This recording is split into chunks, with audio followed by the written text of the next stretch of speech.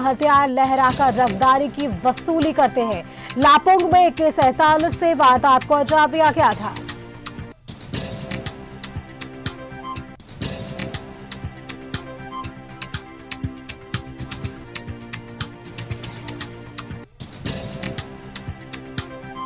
लापोंग में AK-47 से ही वारदात को अंजाम दिया गया था और रांची के आसपास ये आतंक का साया देखने को मिल रहा है। PLFI, TPC और वो माओवादी अत्याधुनिक हथियार का इस्तेमाल कर रहे हैं। दबिश के बाद भी उग्रवादियों के पास से AK-47 12 बरामद किए गए हैं।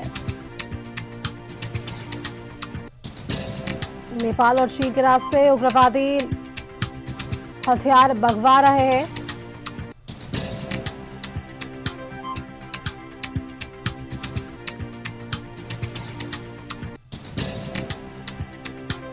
PLFI, TPC और माओवादी अत्याधुनिक हथियार का इस्तेमाल कर रहे हैं।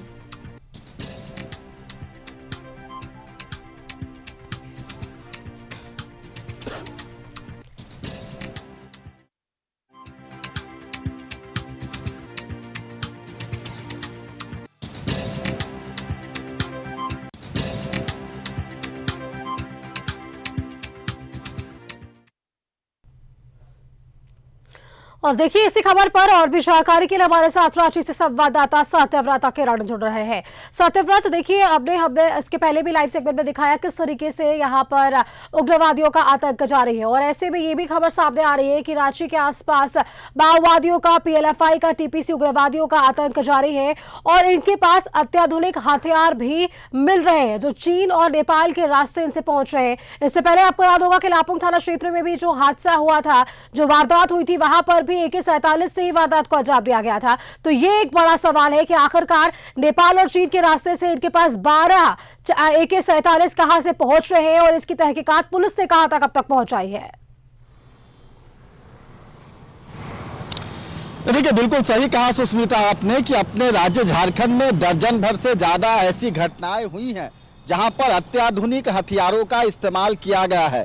एक समय हुआ करता था सुष्मिता, जब बिहार के कुछ जिले जो है वो बदनाम हुआ करते थे। वहाँ लोकल होममेड जो है वो सिंगल शॉट देसी कट्टा जो है उसके बल पर अपराधी अपना खौफ जो है वो बनाया करते थे। लेकिन जैसे जैसे पुलिस तरक्की कर रही है, जैसे जैसे पुलिस के पास अत्याधुनिक हथियार पहुंच रहे हैं, उसी तरह से उसी तर्ज पर जो है अब वो चाहे नक्सली हो, उग्रवादी संगठन के लोग हों या फिर आपराधिक संगठन चलाने वाले गैंगस्टर हों, अत्याधुनिक हथियारों से लैस हो रहे हैं। AK-47, इंसास, यहाँ तक कि SLR जैसे जो हथियार है, जो बड़े आधुनिक हथियार है, उससे लैस हो चुके हैं उग्रवादी संगठन के लोग और अपराधी संगठन चलाने वाले गैंगस्टर। एक अनुमान के मुताबिक जो है वो सूचना है कि झारखंड के राजधानी रांची के आसपास यानी ग्रामीण क्षेत्रों में TPC, PLFI जैसे जो उग्रवादी संगठन हैं उनके पास दर्जन भर से ज्यादा AK-47 जैसे जो हथियार हैं वो मौजूद हैं। दरअसल इन उग्रवादी संगठनों को या फिर जो आपराधिक गिरोह चलाने वाले जो गैंगस्टर हैं उन्हें लगता है कि वो अत्याधुनिक हथियार AK-47, इंसास, SLR जैसे हथियार के जो बल पर है वो अपना ज्यादा खौफ जो है वो बना सकते हैं।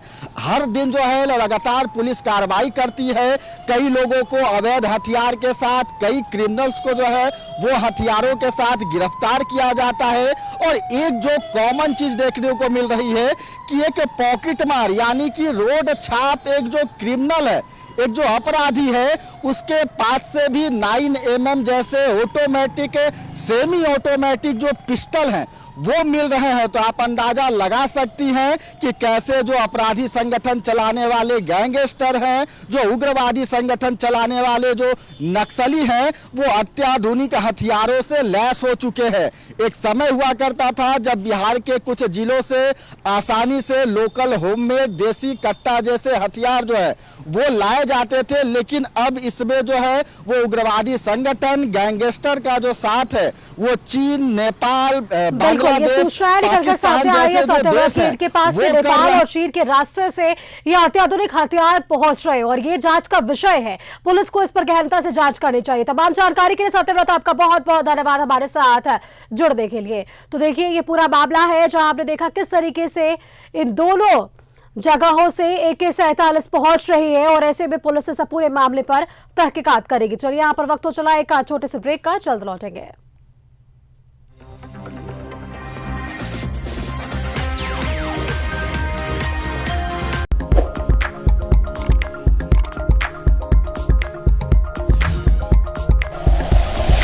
Like and share videos, subscribe करें हमारा चैनल और प्रेस करें बेल आइकॉन। न्यूज़ 11 भारत, सच है तो दिखेगा।